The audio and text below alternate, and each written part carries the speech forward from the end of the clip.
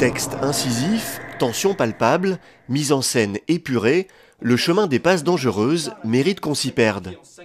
Créée par Michel-Marc Bouchard, auteur contemporain québécois à succès, la pièce raconte les retrouvailles de trois frères à l'occasion du mariage du plus jeune. Contraints au huis clos après un accident de la route, ils vont enfin se parler et raviver les souvenirs qui les hantent. Pièce sur les non-dits, les rancœurs, les secrets de famille, Le chemin des passes dangereuses demande aux comédiens un travail d'une grande rigueur. Il faut être précis, il faut être là, maintenant et pas ailleurs. Et ça, c'est parce que c'est concentré sur une durée assez courte pour une pièce.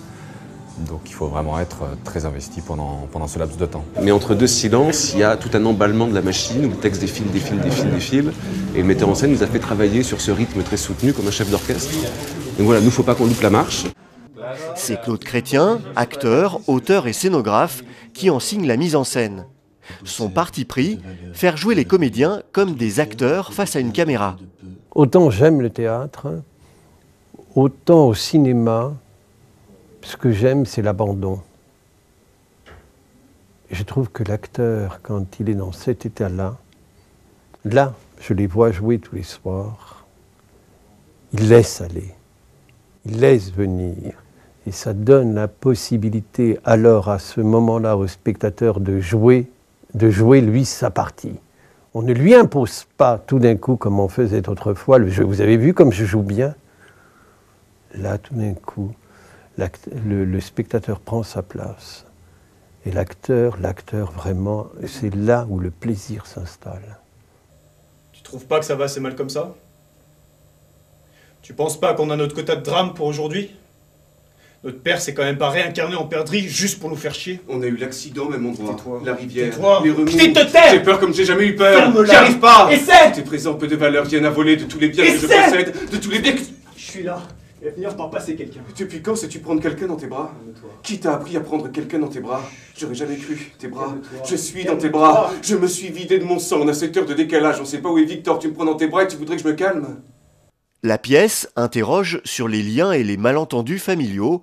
Faut-il attendre le dernier moment pour tout se dire et dire aux autres qu'on les aime? Telle est la question que pose la pièce.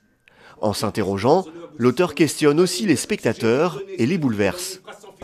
Et il arrive souvent que les gens n'applaudissent pas tout de suite et ça, c'est vraiment appréciable. En fait, que les gens ne se disent pas « Ah, c'est la fin, donc on applaudit ». Et là, c'est ce qui arrive avec cette pièce, c'est qu'ils sont encore dedans. Et donc, du coup, ils attendent vraiment le moment où nous, on s'avance pour saluer. Et pour nous, c'est flatteur parce qu'on se dit que, quelque part, ils ont été pris dans ce tourbillon.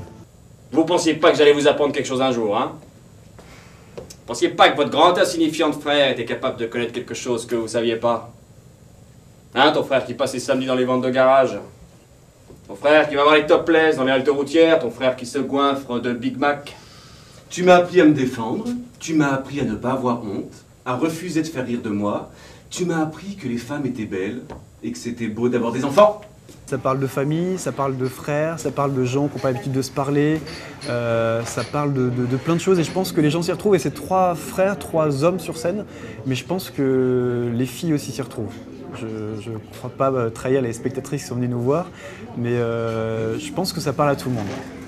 Les 3 comédiens ne sont pas des inconnus du grand public, ils ont participé à des émissions ou des séries télévisées et passer du petit écran aux planches est toujours un exercice délicat. C'est un spectacle où on nous attend, c'est-à-dire qu'on vient tous les 3 de la télé. Michael a fait Bref, Willy vient de Morandini, moi je viens de Plus belle la vie où je suis resté 3 ans. Donc on nous attend dans de la comédie, dans des choses plus légères.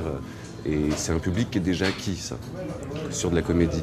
Et c'est intéressant, moi je trouve justement, de faire venir ce public-là sur une pièce d'un auteur contemporain, qui est vivant, c'est de l'art de maintenant, qui parle de sujets actuels. Et les personnes qui sont venues nous voir sont surpris d'aimer ce théâtre-là. On nous colle forcément une étiquette, ou en tout cas c'est un parcours, donc on vient de quelque part pour aller ailleurs. Moi j'ai envie d'aller au théâtre, et j'ai la chance de jouer en ce moment, et j'ai la chance aussi que les gens se déplacent et la curiosité de justement de voir ce petit chroniqueur rigolo qui était dans l'émission, qu'est-ce qu'il donne sur scène dans une tu vois, je m'en mêle moi-même, tu vois, dans une pièce qui est justement un drame et qui n'est pas du tout du ressort comique. Je me disais, ça y est, il va encore nous mettre des mots sur tout.